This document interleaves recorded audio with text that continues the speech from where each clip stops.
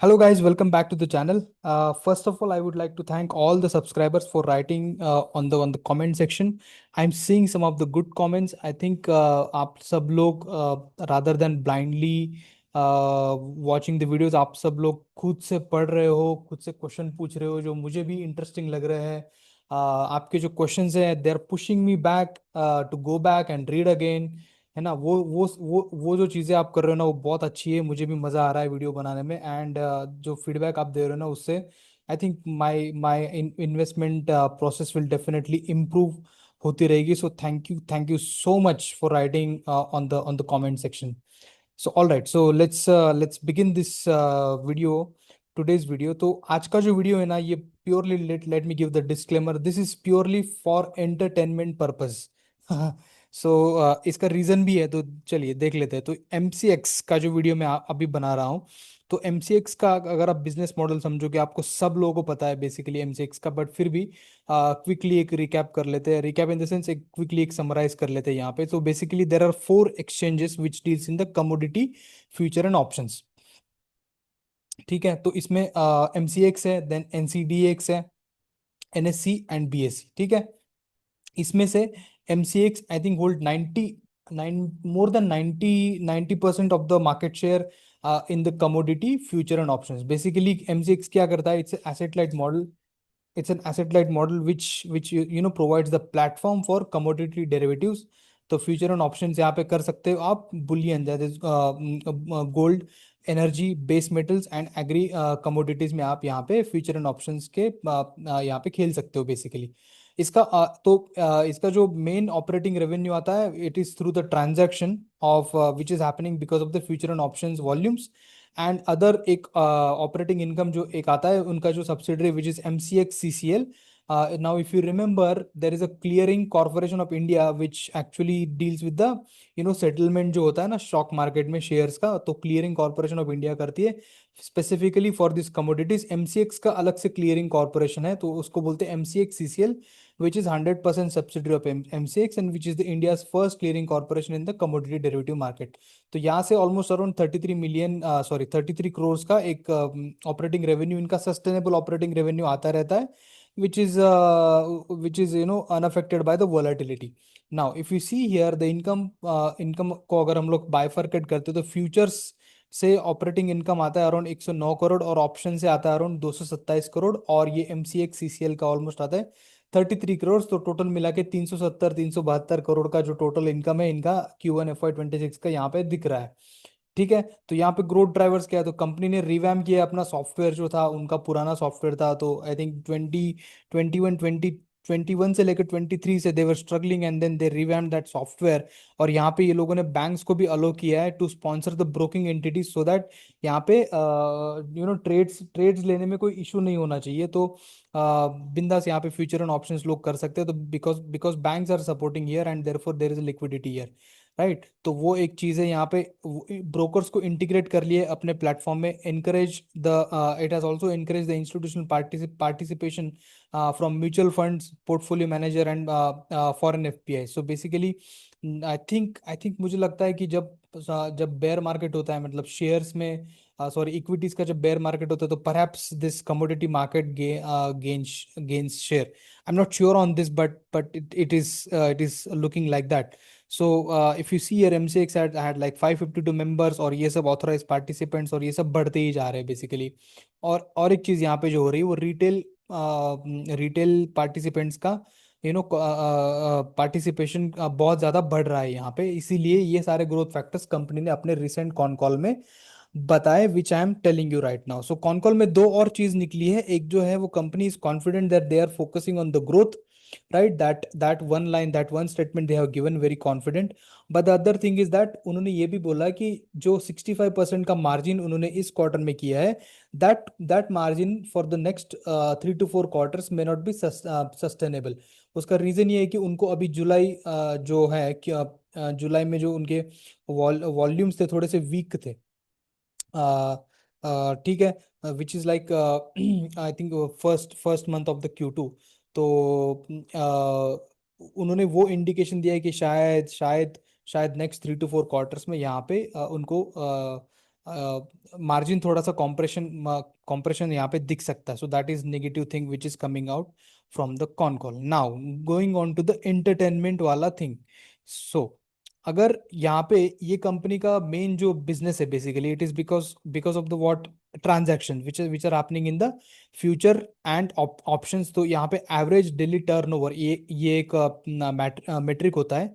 So let's evaluate that metric. उसका historical performance देखते हैं. Generally I don't look at historical things. So मतलब ज़्यादा देखता नहीं हूँ. फ्यूचरिस्टिक देखना चाहिए. But since this video is for entertainment purpose let's look at this. तो मैंने यहाँ पे पूरा मैप किया है फ्रॉम Q1 FY 2024 से लेकर Q1 FY 2026 तक. अगर आप देखोगे यहाँ पे तो फ्यूचर्स में जो एवरेज डेली टर्नओवर था it was like 21,000 crore, then 18,000 crore, then 20,000, 19,000, and then slowly it has increased. And now if we see here in this quarter, it is significantly high, which is all-time high, 40,000 future. Now look at options. 61,000, 85,000, 95 consistent increase है. Then Q4 में थोड़ा dip था. And then from Q4 FY 2024, you see here there is significant jump in the options average daily turnover. 1,46,000, 1,93,000, 2,07,000, 1,91,000, and 2,70,000, which is again highest ever.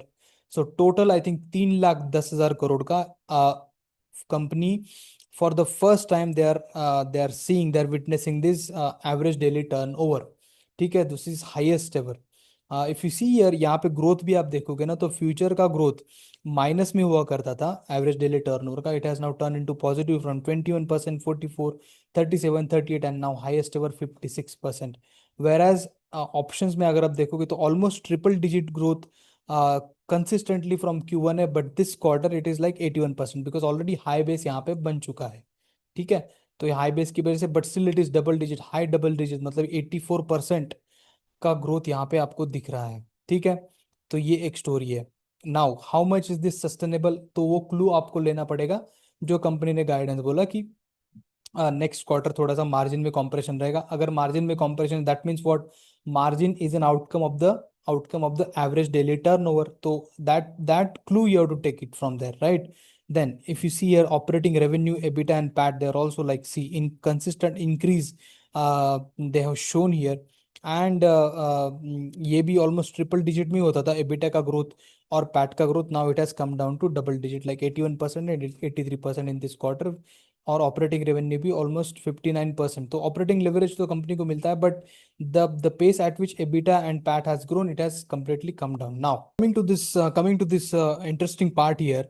तो अगर यहाँ पे आप देखोगे ना तो कंपनी ने यहाँ से एक्चुअली Q1 FY 2024 से लेकर कंपनी तो अपने ऑपरेटिंग रेवेन्यू में तो ग्रोथ पोस्ट कर रही थी. बट Q1 FY 2025 जब आया तब कंपनी ने तीनों पैरामीटर्स में पॉजिटिव ग्रोथ पोस्ट किया. 52% in operating revenue, 386% in EBITDA and PAT में 464%. नाउ अगर अकॉर्डिंग टू माई एनालिसिस मैं अगर उतरता इस स्टॉक में तो यहाँ पे उतरता बेसिकली जब ये रिजल्ट आया था which is around I think July August, right? So somewhere around here, so this is March, so September, somewhere around here इस पोर्शन में उतरता. तो यहाँ पे भी अगर मैं स्टॉक खरीदता तो भी मतलब 4 साढ़े चार हजार का स्टॉक मान लो तब भी मेरा पैसा अच्छा खासा बनता, राइट. आज की डेट में अगर मैं वैल्यू पकड़ता तब भी मेरा पैसा अच्छा खासा बनता. So it's not like that कि हमें स्टॉक को यही पकड़ना चाहिए. जो स्टॉक मल्टीबैगर होना होता है वो बेसिकली आप उसको अगर ग्रोथ स्टोरी में पकड़ते हो तो it will give you a good return basically, right. So that's what I want to say here. And I just wanted to give a clue on this one, which is volume in the July are weak and this 65 margin is not sustainable. So that is it about MCX. I hope you enjoyed this video. Now, apart from that, there is another update on the Azad Engineering. I think Azad Engineering last year they said that they will grow at around 30%. Last year बोला था, I think Q4 में. But Q1 का result आ चुका है and they have grown at around 36% in the Q1, which is impressive. The forward P का calculation it doesn't change. Forward P जो last video में मैंने कैलकुलेट किया था ऑलमोस्ट वो उतना ही है. Growth engine now it has increase from 30 to 36%. There is a growth in oil and gas sector. There is growth in the aerospace wala sector. And definitely, I think last year उन्होंने 88 crores का revenue pat किया था. This year by the run rate, let's say, तो I am expecting at least they should do around 140 to 160 crores का करना चाहिए. If they do 160, that is best. If they do 140, then that is our according to our calculation. If they do 120, then that is very mediocre growth in the PAT, in my opinion. So let's attend the con call of Azad Engineering and let's see कि उनको capacity expansion के बारे में क्या कहना है. Point number one. Then also उसका capacity utilization कितना है वो हमें जानना है. Point number two. Point number three ये है कि उनका जो capacity expansion था phase one and phase two, which is significant capacity expansion which they have taken, वो हमें जानना है. और पॉइंट नंबर चार ये है कि लास्ट ईयर उन्होंने जो दो लीन फैसिलिटीज ओपन किया था, आई थिंक एक जी वर्नोवा के लिए एंड एक मित्सुबिशी के लिए, तो उनका स्टेटस क्या है और उनसे कितना रेवेन्यू आना स्टार्ट हो गया. तो ये चार points we need clarity from the con call, and then I'll come in front of you with that analysis. So thank you so much for watching this video till then. I'll see you in the next video. Thank you so much.